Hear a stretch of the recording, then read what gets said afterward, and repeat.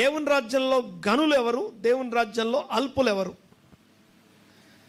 గనులు ఎవరంటే వాక్యాన్ని అనుసరించి దాన్ని చేయమని చెప్పేవాడు గనుడు, దాన్ని అనుసరించకుండా చేయమని చెప్పేవాడు అత్యల్పుడు.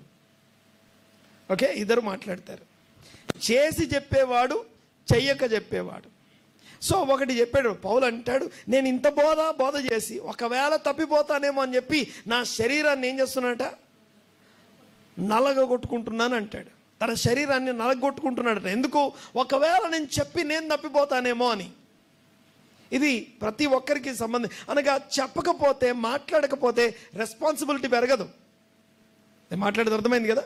నువ్వు ఎవరికన్నా ఒకరికి షేర్ చేసిన తర్వాత ఒకవేళ నువ్వు తప్పిపోయినావు అనుకో, అప్పుడు చెప్పినప్పుడు నీకు రెస్పాన్సిబిలిటీ పెరుగుతుంది, చెప్పినప్పుడు నీకు బాధ్యత పెరుగుతుంది. ఓ, నేను చెప్పిన దానికి నేను కట్టుబడి ఉండాలి.